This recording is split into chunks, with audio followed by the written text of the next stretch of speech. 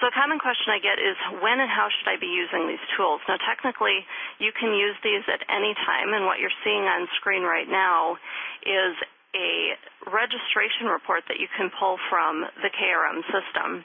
And it shows after, here, let me grab my tool here, you can see right here that after each major promotion, there's a jump in registrations. Now, if you're doing a pay-to-attend event, this was for a free event, if you're doing a pay-to-attend, you might see that registration numbers are lower further away from the event, and the swoop upward gets more dramatic the closer you get to the event. That's very typical because people often wait until the last minute with a pay-to-attend event to decide if they want to commit their funds to it. So what you can look at here is, so this is about our halfway point, right? We have the last couple of weeks before the event, and then we have the earlier, the awareness generating time, the 2 to 4 weeks before an event. When you look at all the tools we've discussed, some very clearly need lead time. Publications, event calendars, affiliates, direct mail.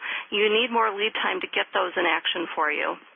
And then other ones lend themselves very nicely for use in the later stages. In the last couple of weeks, especially the last few days, that would be texting, the blogs, the phone broadcast, social media, invite a friend.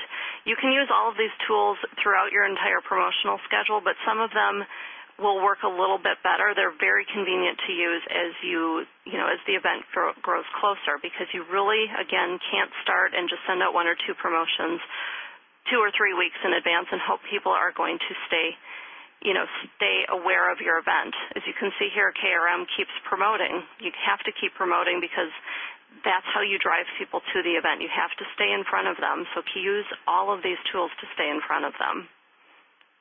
Now, as you're looking at all the tools that you can use, you might want to record preferences. You might think about how you can give some members some control over the flow and type of information that they're getting from you. Think about when you join LinkedIn or a Yahoo group, you get to select the timing. Do you want messages every time somebody posts a message? Do you want a daily summary or a weekly summary? You might want to ask what the best way to reach people is. Let members choose how they want you to push communication to them. You might want to have some internal do not contact list, so a do not call list, a do not fax list, a do not text list, a do not email list. Keep all of those. Definitely make sure that you're doing permission-only based lists for your texting and email. You might even want to do that down to the campaign that if you're sending out text messages that people have to opt in for every single webinar that you're promoting. And then make sure that you're tracking which methods people are using to respond to you. Every single thing that leaves your office to promote a webinar, put a unique tracking code on it so that you can identify how many people are coming back to you through that channel.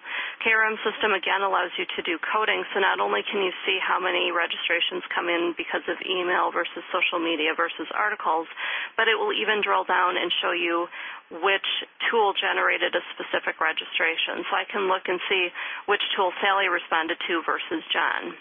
Make sure that you're doing tracking so you can get that helpful data.